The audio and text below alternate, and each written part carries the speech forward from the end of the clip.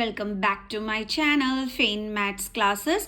So ഇന്നത്തെ ക്ലാസ്സിൽ നമ്മൾ പഠിക്കാൻ പോകുന്നത് 7th ചാപ്റ്റർ കമ്പയറിംഗ് ക്വാണ്ടിറ്റീസിൽ എക്സസൈസ് 7.3 ക്വസ്റ്റ്യൻ നമ്പർ 3 ആണ് ഇന്നത്തെ ക്ലാസ്സിൽ നമ്മൾ ഡിസ്കസ് ചെയ്യാൻ പോകുന്നത്. ഓക്കെ, അപ്പോൾ എൻ്റെ ചാനൽ കാണുന്നവർ സബ്സ്ക്രൈബ് ചെയ്യാനും ലൈക്ക് ചെയ്യാനും കമൻറ്റ് ചെയ്യാനും മാക്സിമം ഷെയർ ചെയ്ത് സപ്പോർട്ട് ചെയ്യാനും മറന്നു പോകരുത്.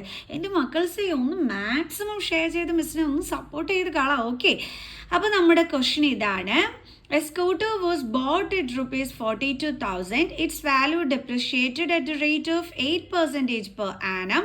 Find its value after 1 year. അപ്പോൾ എന്താണ് നമ്മുടെ ക്വസ്റ്റ്യനിൽ പറഞ്ഞിരിക്കുന്നത്? ഒരു സ്കൂട്ടർ 42,000 റുപ്പീസിൽ വാങ്ങിച്ചു. ഓക്കെ, എന്നിട്ട് എന്താ പറഞ്ഞിരിക്കുന്നതെന്ന് അറിയാവോ? പെർ ആനം മീൻസ് ഓരോ വർഷവും 8% വെച്ചിട്ട് കുറഞ്ഞുകൊണ്ടേയിരുന്നു അതിൻ്റെ വാല്യൂ. ഡിപ്രിഷിയേറ്റഡ് എന്ന് വെച്ച് ഓക്കെ, ഡിക്രീസ് ചെയ്യുക, അങ്ങനെ കുറഞ്ഞുകൊണ്ടേയിരുന്നു. അങ്ങനെയാണെന്നുണ്ടെങ്കിൽ ഒരു വർഷം കഴിയുമ്പോൾ നമ്മുടെ സ്കൂട്ടറിന് എത്ര രൂപ കിട്ടും എന്നാണ് ചോദിച്ചിരിക്കുന്നത്.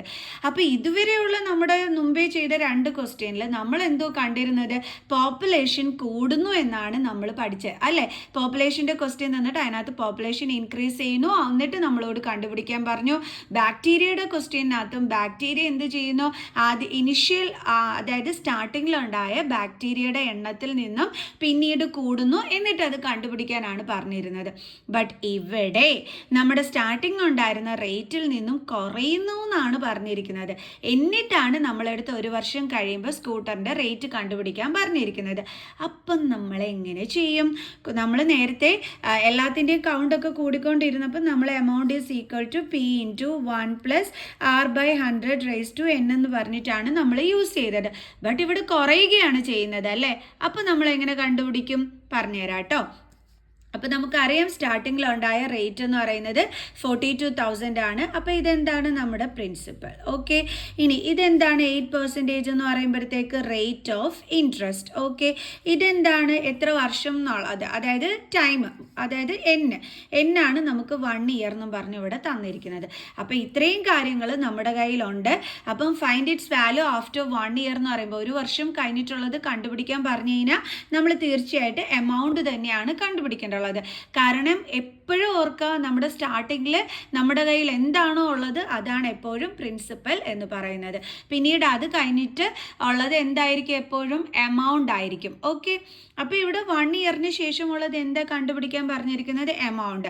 പക്ഷേ ഇവിടുത്തെ ട്വിസ്റ്റ് എന്താണ്? ഡിപ്രിസിയേഷൻ, അതായത് കുറയുന്നു എന്നാണ് അവർ തന്നിരിക്കുന്നത്. അപ്പം നമ്മൾ എന്ത് ഫോർമുല യൂസ് ചെയ്യും? ഒരു ചെറിയ ഡിഫറൻസേ ഉള്ളൂ. A is equal to P × 1 പ്ലസിന് പകരം നമ്മൾ മൈനസ് കൊടുക്കുന്നു. കണ്ടോ, ഈ ഒരൊറ്റ ഡിഫറൻസ് മാത്രമേ ഉള്ളൂ. നമുക്ക് ചെയ്യാം. അപ്പോൾ ഡിക്രീസ് ചെയ്യുക അല്ലെങ്കിൽ ഡിപ്രിസിയേഷൻ കണ്ടു കഴിഞ്ഞാൽ നമ്മളിതാ ഈ ഒരു ഫോർമുല വേണം യൂസ് ചെയ്യാനായിട്ട്. ഓക്കെ, കാരണം റിഡക്ഷൻ ആണ് ഡിപ്രിസിയേഷൻ്റെ മീനിങ്, കുറയുക എന്നുള്ളതാണ്. ഓക്കെ ആണോ? അപ്പോൾ നമുക്ക് അടുത്ത് എഴുതാം. Principal is equal to 42,000, then rate എന്ന് പറയുന്നത് 8%, ദെൻ നമ്പർ ഓഫ് ഇയർ എന്ന് പറയുന്നത് 1. സോ ഇനി നമുക്ക് ചെയ്യാം. Amount is equal to principal into 1 - R/100 okay, principal എന്ന് പറയുന്നത് 42,000 ഇൻറ്റു 1 - R എന്ന് പറയുന്നത് 8/100 അപ്പം ഇസ് ഈക്വൽ ടു 42,000 ഇൻറ്റു, നമുക്കറിയാമല്ലോ ഇവിടെ ഡിഫറെൻറ്റ് ഡിനോമിനേറ്റർ ആണ്. സോ അപ്പോൾ എൽസിയം എന്ത് വരും? 100 വരും അല്ലേ? അപ്പോൾ നമുക്കിതിനെ 100 കൊണ്ട് മുകളിലും താഴെയും ഇൻറ്റു ചെയ്യാം. റെഡ്യൂസ് ചെയ്യാൻ നിൽക്കേണ്ട കേട്ടോ, ഭയങ്കര പാടായിരിക്കും. സോ 100 - 8/1 ഇൻറ്റു 100, അതായത് ഇവിടെ 100 ആണ്, ഇവിടെ 100 ആണ്. അപ്പോൾ നമുക്ക് 100 എഴുതാം. റൈസ് ടു 1 എന്ന് വെച്ചാൽ ഒരു തവണ എഴുതിയാൽ മതി. ഇസ് ഈക്വൽ ടു 42,000 ഇൻറ്റു 100 ൽ നിന്ന് 8 കുറയ്ക്കുമ്പോൾ എന്ത് കിട്ടും? 92/100. അപ്പോൾ ഈ 2 സീറോസും ക്യാൻസൽ ആയിപ്പോൾ. ബാലൻസ് എന്താ ഉള്ളത്? 420 ഇൻറ്റു 92.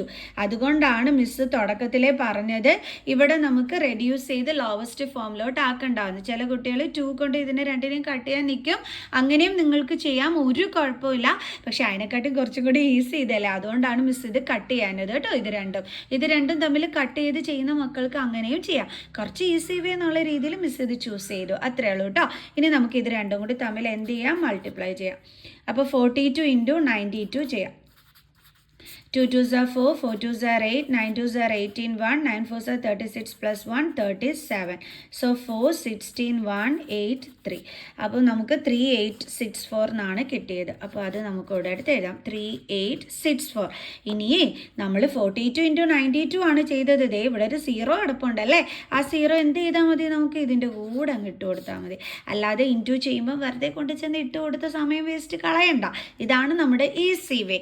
അപ്പോൾ എത്രയാണ് നമുക്ക് കിട്ടിയത്? 38640.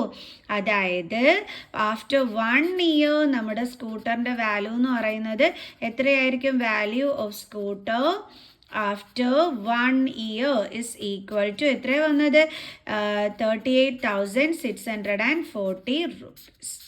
കണ്ടോ? ഇത്രയേ ഉള്ളൂ സംഭവം. ഈസി ക്വസ്റ്റ്യൻ അല്ലായിരുന്നോ? അപ്പോൾ ഈ ഒരു സംഭവം കണ്ടു കഴിഞ്ഞാൽ നമ്മുടെ ഫോർമുലയിൽ ഒരു ചേഞ്ച് ഉണ്ട്. ഇതാണ് അപ്പം വരുന്ന ഫോർമുല. പ്ലസ് സൈൻ മാറ്റിയിട്ട് നമ്മൾ മൈനസ് സൈൻ ആക്കണം. അത്രയേ ഉള്ളൂ കേട്ടോ. ഓക്കെ, അപ്പം നമുക്ക് നെക്സ്റ്റ് ക്വസ്റ്റ്യൻ ഇല്ല ഇനി ഒരു ചാപ്റ്ററിൽ. ഈ ചാപ്റ്റർ നമ്മൾ ക്ലോസ് ചെയ്തു. ഇനി നമുക്ക് പുതിയ ചാപ്റ്ററുമായിട്ട് അടുത്ത വീഡിയോയിൽ കാണുന്നത് വരെ ബൈ.